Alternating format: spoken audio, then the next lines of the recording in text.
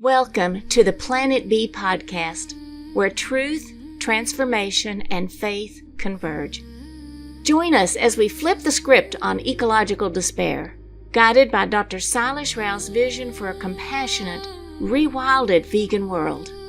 Let's begin the journey to the greatest transformation in human history. Greetings, everyone, and welcome once again for episode 25 of the Planet B podcast, Gaining Independence from Colonialism 2.0. Dr. Rao, here we are. Colonialism 2.0, I mean, some people believe it's colonialism 3.0, 4.0, or whatever, because there are several versions of colonialism that has been going on. But I call it colonialism 2.0 because there was a formal abolition of colonialism. There's independence given to all these nations. But then I noticed that there's still colonialism going on. So then I asked, So how is it going on still? And when you start analyzing, then you realize it's the same mechanisms of control that were used in the past. It's just being done through remote control now. When you gave your presentation to me, this was really eye-opening. So as we begin, could you please start with your opening quote here? Yeah, this is from Helena Gwalinga, who said, "We need more than a green transition. We need a new system that puts people and nature first." Right now, we have a system that puts profit and power first. This is why it's still a colonialism. It's still colonialism 2.0 because we still have profit and power first. Even when nations are given independence, they are still controlled through the currency mechanism, through some other mechanism, the price controls, through subsidies and various ways in which control from the mother country to the colonized country still continued. During colonialism 1.0, a lot of institutions were set up in these countries, like the education system, the forest system, the governance system. And when the colonizing power left, the system stayed behind. Okay, they just were replaced with different people, local people administering the system. And then the currency was tied to the mother currency through an exchange rate mechanism. And through that, it was still being controlled. What exactly is colonialism? Colonialism is one tribe, let's say, goes and go conquer another tribe, and then he imposes the culture of the conquering tribe on the conquered tribe. Say that everything that the conquering tribe did is superior to everything that the conquered tribe is doing, and therefore get them to change to become like the conquering tribe. Okay? So that to me is colonialism. You tell someone that your culture has to be erased and you have to start using our culture. In this chapter, you take the reader through what happened during what you call colonialism 1.0. Could you just give a nice outline of that, please? So colonialism 1.0 in India happened initially through the English East India Company. So English East India Company was a private company from the UK that came and conquered India and basically owned a lot of India. Okay. And they were very brutal. There are stories about how they used to starve people and make them grow poppy because they were heavily into the opium business. They were basically dealing drugs in China and other places. And other addictive substances. So it started off with opium and then it became tea, sugar, anything that's addictive, they were in it.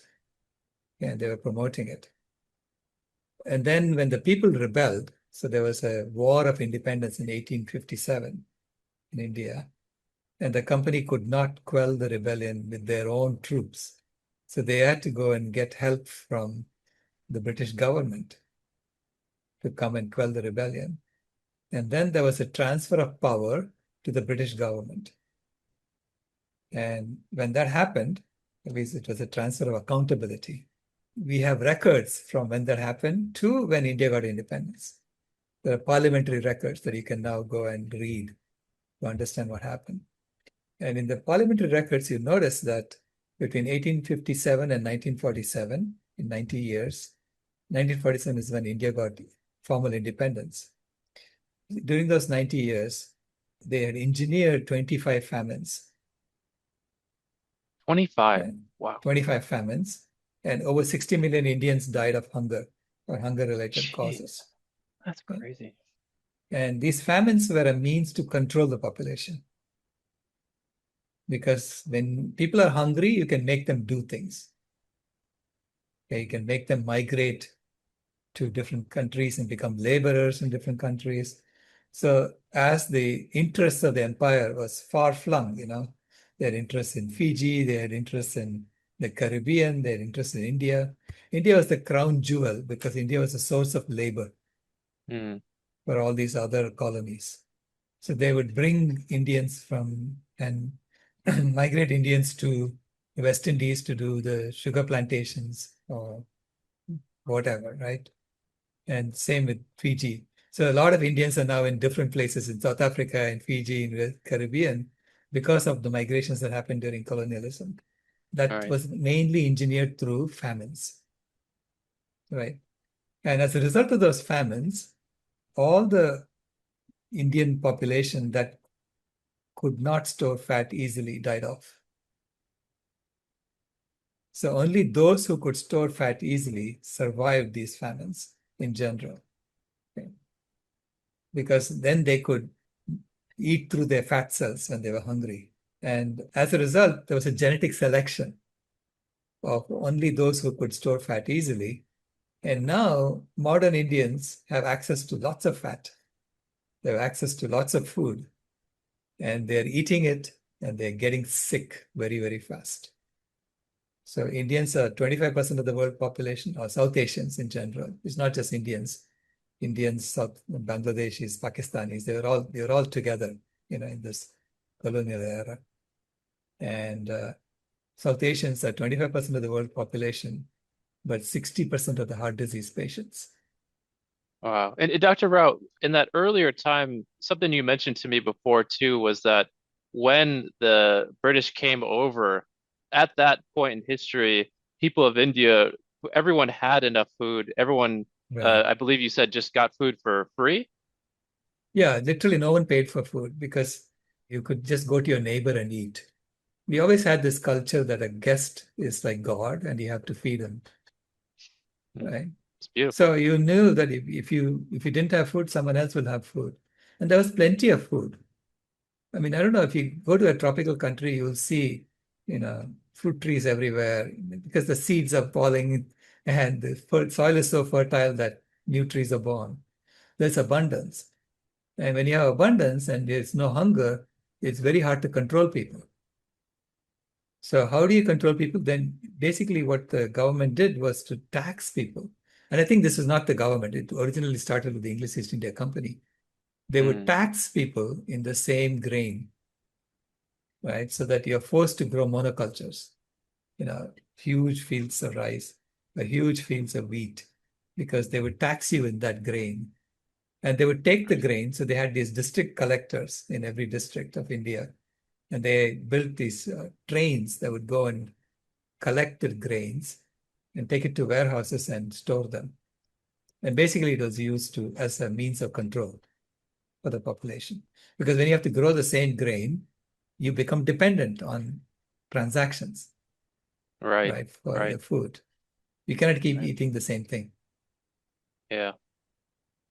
It's crazy. So now you state in this chapter that we're living in colonialism 2.0 today. Right. So what does that mean? So I calculated that, in India, so 60 million people died in 90 years through hunger. That's about 750,000 people per year on average. Today, worldwide, 9 million people die of hunger every year. Wow. Okay. 700 to 800 million people are going hungry at any given time. It's the same people who are going hungry most of the time, right? So they die off from hunger. Now, on the other side, people are overeating. They're being given all the wrong foods and they are made to overeat. They're basically induced to overeat so that they get sick. Okay? Because when they get sick, they take all the money out of their wallets and hand it to someone to overcome the disease. Right. The system is set up in a way that, giving money to people as salaries, and you're trying to take it back from them before they die. It's a game we are playing, right, with the money system. And so even those who are the colonizers, the colonizing population is being exploited in the system. Right. Right? Yeah. In fact, they are dying faster than the people who are dying of hunger. It's true. The people are dying of overeating, are dying at the rate of about 30 million per year. Wow. Okay, from chronic diseases. And if you look at, like you say, America is colonizing the world, but look at Americans. Americans are a very sick population. Nearly 80% of Americans are overweight or obese. And Americans are popping roughly half the pills that are being created on the planet. America is only what? 5% of the world population. Okay. So the pharmaceutical companies are looking at it as a growth potential in the rest of the world. They're saying if we make everyone consume pills like Americans, we can increase our revenue by a factor of 10. Simultaneously, Americans are getting sicker and sicker year after year, and healthcare premiums are going up and up. So we are all being exploited in the system. It has to be completely rethought, is what I'm saying. No one is to be blamed for this. Right. Everybody is suffering. Everybody is suffering in the system. What is the solution to Colonialism 2.0? What I learned through this podcast is how we're stuck in this system. The volcano is ready to blow, like it is ready to change. Where do we begin on this process of evolution to Planet B? The foundational step we need to take is to create hungerless communities that are designed for health from the outset. So don't lie to children in schools. We change the education system for that and give them healthy food, honestly healthy food, which is whole plant foods for free. All right. So create the environment that India used to have before colonialism. Exactly what I was thinking. Yep. Yeah. If you create that environment, then people are able to think clearly. People know that, the government is not out to get them, that the government is on their side. So you really have to create a government of the people, by the people, for the people. Honestly, people are so cynical now. They expect everybody to con them. So true. Yeah. And so we have to have some systems that are created that people can begin to trust, that those systems are meant to heal people. That, like lifestyle medicine. When I see someone as a certified lifestyle medicine doctor, I certainly feel a lot more trust. So that kind of system we have to create for everything, not just for medicine, for engineering, for governance, for supply chains, for everything. You have to create a system in which trust is built in and create an example of a hungerless, healthy society. If a small city does that, that becomes a Planet B fulcrum. You think it needs to start with a small city, like just running this Planet B systems evolution? Well, small communities, lots of small communities experimenting, but the goal has to be this: health, hungerlessness, well-being of all. We can tell you how to create systems that would implement that. That's what I do. I'm a systems engineer. I can tell you what kind of systems you have to build. For instance, for a hungerless system, make sure that there is healthy food freely available in specific locations. So how do you get that? Well, create supply chains for vegetables and grains to get there, and have a volunteer force that can cook healthy meals and make it available. Because I calculate that if you cook meals in bulk, like I get a meal, now every day. I'm sitting in India working on my new book. I get a meal sent to me, a whole food plant-based meal sent to me every day. And I don't know what's coming to me, but every day is different and every day is delicious. For me, it's like, oh, what do I open it and I see, surprise. This is what I get today. It's like a little gift. Exactly, right? Yeah. And I think you need to have that kind of playfulness Mm. simultaneously and health built in. So this is oil-free food I'm getting. So I feel good when I eat that. Yeah. Can we talk a little bit about lifestyle medicine? Because in the last chapter, we highlighted the issues of the medical industry, how it's kind of like a drive-through fast food restaurant. What is the difference with lifestyle medicine? What does that system look like?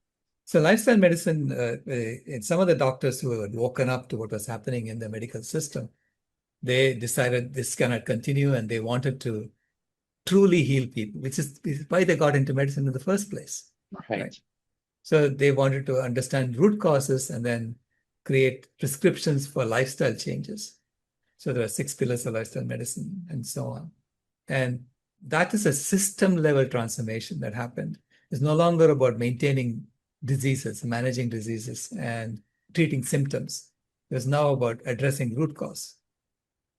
Same thing has to happen in the systems of civilization itself. Mm. Okay. So this has to be re-engineered. Now this is a systems engineering problem. Right. So I'm saying engineers have to get involved in the lifestyle medicine for the planet. On a planetary scale, the pathologies are all happening because human engineered systems are in conflict with the life support systems of the planet. So if you want to create the lifestyle medicine for the planet, it won't be doctors doing it, it will be engineers doing it. Because you have to create supply chains that bring healthy food to every place. You have to create transportation systems for that. You have to create, refrigeration systems for that. I mean, everything has to be geared towards creating systems that heal people, that heal the planet. You have to create systems that minimize the effluence of toxic waste. So you have to re-engineer everything for health.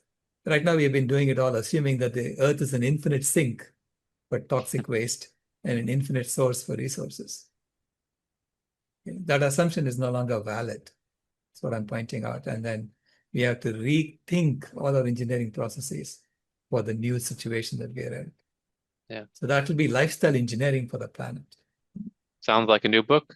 Yeah, that's what I'm doing now. A guide to Planet B. Looking Yeah. at these systems and figuring out what are the goals of the system as it is today and how should the goals be changed. Because once you figure out what the new goals should be, there are engineers who can figure out how to meet those goals.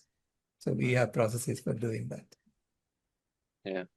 So it's an exciting time because these changes are happening. We're seeing it, and the solution is Right. there. People are waking up to it. So holding Mother Nature's hand, and we're just along for the journey. Yeah.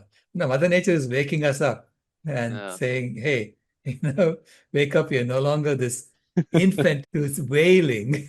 I Right. want more. I want more. Yeah. So true. So we have to get up, get off our diapers and start putting on our own underwear, No more Pampers. no more Pampers and start behaving like we are part of the family and that we can help each other, help the other animals come back That's and help beautiful. the planet come back. Yeah. So Dr. Rao, in this chapter, you also talk a little bit about the vitamin B12. Yeah. Could you share a little bit about the importance of B12 and how humans have changed the reception of it over time? This is my hypothesis. Why didn't people figure this out before? And I noticed that throughout history, people have been trying this. They've been trying to go vegan. Okay. Veganism is nothing new. Veganism was a concept that people thought of thousands of years ago. They called it something else. But then even Mahatma Gandhi, he tried to go vegan. He succeeded for 2 years. And then he got ill and his doctor prescribed him some animal foods, some dairy foods, and he got better. And so his doctor told him, you cannot give it up. You have to take some dairy foods all the time. Okay. So he started taking goat's milk. Okay. He had a pet goat. He would milk the goat and then he would take that milk every day. So I was wondering, why is that? Why did he do that? And how come I am able to do this? Right. I mean, Gandhi had so much more self-discipline than I do, right? In general. So then I realized that vitamin B12 was not discovered until the 1950s. And by the 1960s, they knew how to make it in the lab. Dorothy Hodgkins was a scientist who did that. Mm. And since then, we know that pernicious anemia, that was a disease that people used to get. Mm-hmm. And all the vitamin B12 deficiencies, you can see symptoms of that in what Gandhi was saying too, in his diseases. So my guess is that he was suffering from vitamin B12 deficiencies. People were getting vitamin B12 deficiencies when they go vegan. And when they take a little bit of animal foods, they used to get the vitamin B12. And therefore, empirically, people said, you have to eat animal foods to survive. Mm. Okay. So it became like this very important food you have to eat. And we have a tendency to think if a little bit of a food is important for us to survive, then lots of it must be great for us. Right. Yeah. We just go overboard, right? We don't Yeah. realize that there was a reason for it that caused it to happen. So I'm guessing that it was the vitamin B12 deficiency that made Gandhi go not vegan anymore. Mm. And today we know about vitamin B12. We know that there is deficiency in the soil itself. Most of the vitamin B12 that we manufacture in the labs are being fed to our farmed animals. Jeez. And then we are eating the farmed animals, saying that that's the source of vitamin B12 for us. I said, why don't you cut out the middle animal and take it directly, Right. which is what vegans do. So I take my vitamin B12 daily, and I haven't had any issues. Okay, so I've been a vegan for now, 17, 18 years. And even though Gandhi could only do 2 years, Yeah. right? Because we now know about vitamin B12. So this is why I believe that in every festival, in every culture, whether it is in the Middle East culture or European cultures or Asian cultures, in every festival, we celebrated with animal foods. Okay. And then we made sure that everybody got fed some other animal foods. You're expected to invite everyone and have a feast together. Mm. Okay. So this is how our ancestors ensured that everyone had access to some vitamin B12 a few times a year. Okay. And this was good for society. Now, knowing about vitamin B12, we can create the same kind of festivals, but we don't have to use animals as the center of those festivals. All right. Right?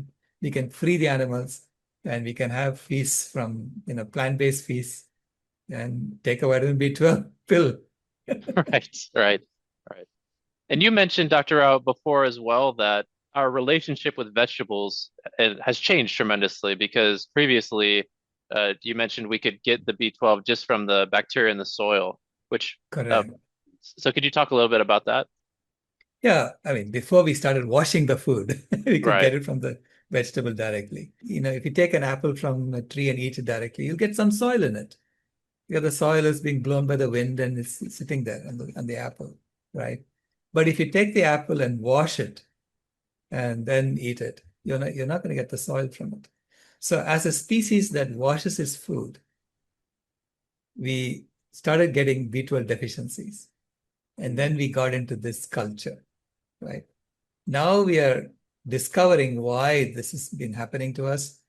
And now instead of eating the soil directly, which soil does not have B12 anymore because the soil has been killed also, I say take the B12 tablets, continue washing your food. You don't have to go back to eating soil with your food, right?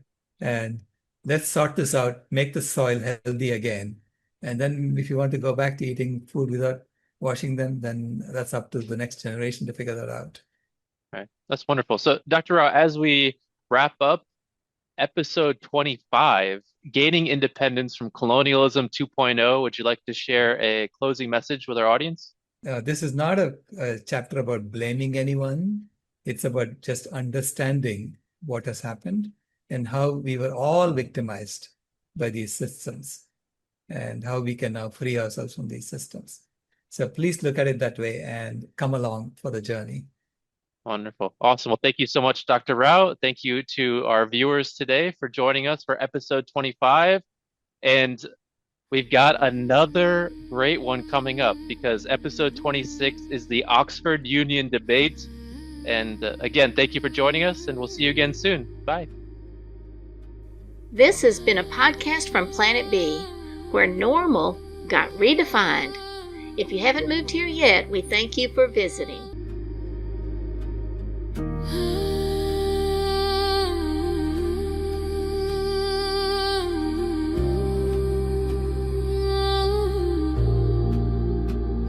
The house is burning, but we're still sitting in the glow.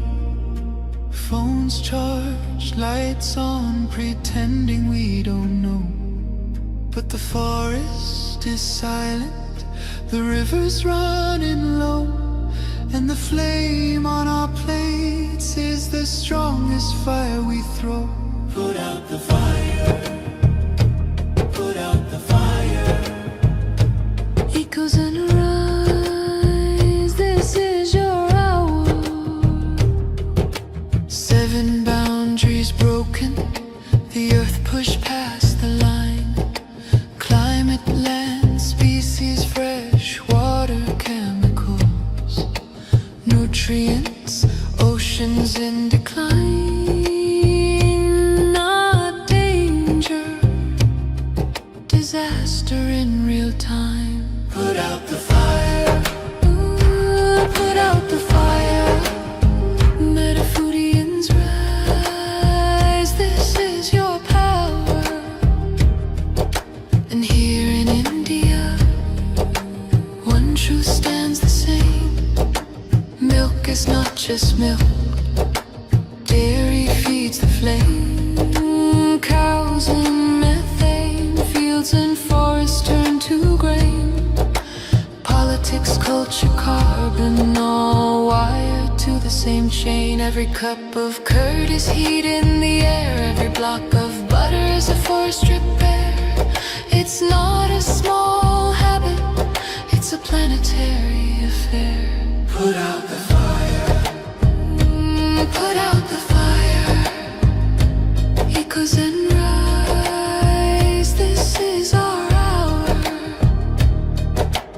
Energy fixes half the hurt, Dr. Rao made that clear.